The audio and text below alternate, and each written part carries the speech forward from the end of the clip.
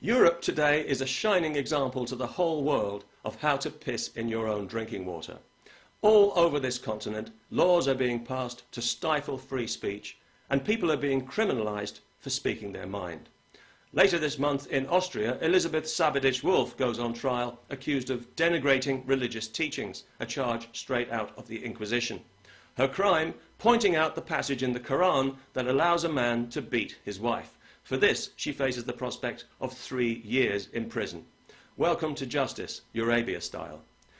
Meanwhile, I hear that some Dutch politicians are worried about their country's international reputation now the Freedom Party is involved in government. Well, they shouldn't worry. Their country's reputation couldn't be any lower than it is right now, thanks to them.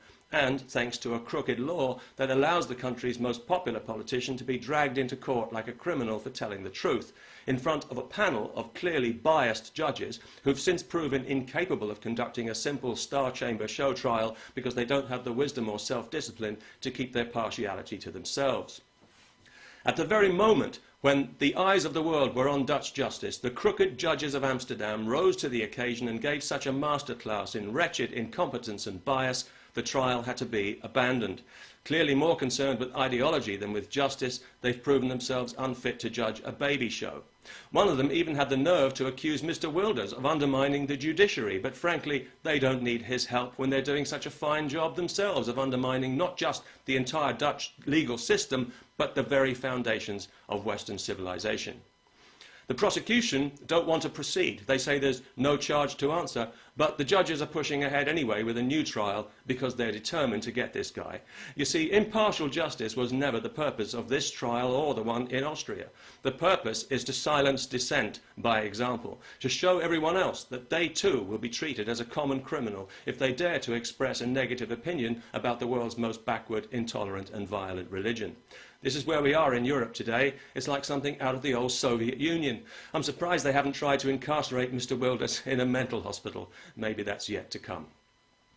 To make matters worse, and quite a lot worse too, we have to contend not only with crooked judges and spineless lawmakers, but with lazy and partisan journalists who corrupt the language to suppress the truth and who slander anyone who speaks up for Western values as far right, as a fascist, as a hate monger, a racist, which is what far right means. The truth is that in Europe today, the left is very much the new far right. And this manifests most crudely here in Britain in a motley rabble of anti-democratic cultural self-haters, relativists, pimply-faced students, Islamists, anti-Semites and left-wing fascists who comprise the ironically named Unite Against Fascism organisation, whose tactic of choice is to bring violence to peaceful demonstrations they don't agree with, and like a bunch of jackbooted Nazi thugs, because they're afraid of free speech and they know they're defending the indefensible. Unite against fascism, but not religious fascism, because that might offend the fascists. Perish the thought. But don't worry, you people don't need to be ashamed of yourselves, as if you'd know how, because the rest of us are busy doing it for you with interest. And this kind of thing is happening all over Europe now. Anyone who stages a peaceful demonstration in favour of democracy or Western values can expect to be physically attacked by gangs of these violent, self-righteous dipsticks who owe their own freedom to other people's willingness to defend it, but whose own meagre horizons stretch only as far as the suppression of legitimate dissent. How very progressive. Of course, these people are not really anti-fascist at all, are they? They're anti-freedom, anti-free thought, anti-free speech, anti-free everything except free handouts from the state. You see, leftists and Islamists share a keen sense of entitlement from a society they affect to despise, so they're united in hypocrisy as well as in intolerance, ignorance, stupidity and hate.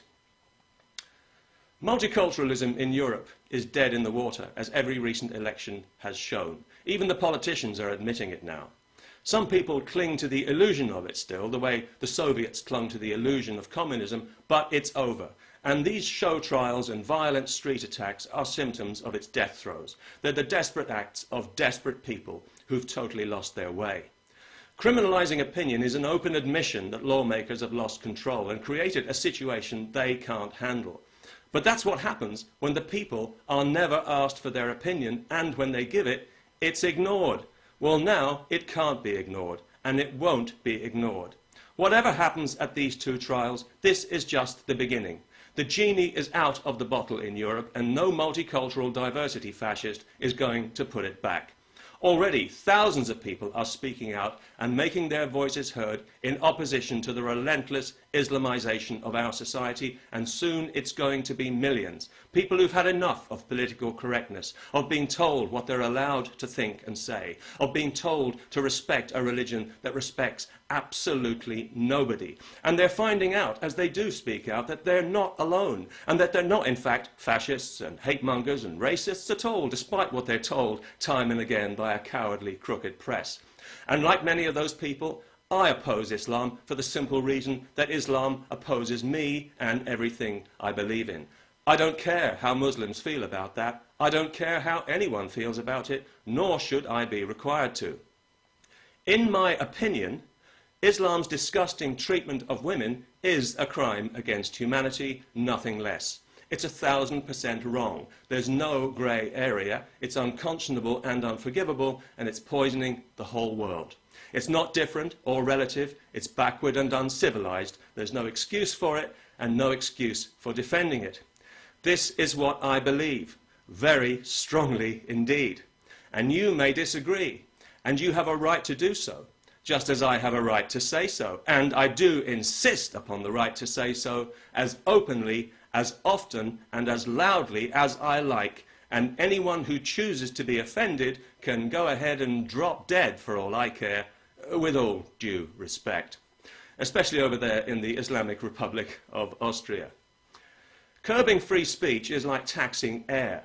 Nobody has the right to do it, no matter who they are, or who they think they are, or what fancy badge they're wearing, or what holy book they're holding in their grubby little hand. So they can pass all the laws they like, and they can string them all together in a paper chain if they want to, or fly them like flags from the minaret of every mosque. Those laws will be resisted, and they will be overturned, because they're the laws of cowards and appeasers, whose rotten multicultural lie will soon be nothing more than an embarrassing stain on history, and the sooner the better, if I may say so. Peace. Now there's a thing.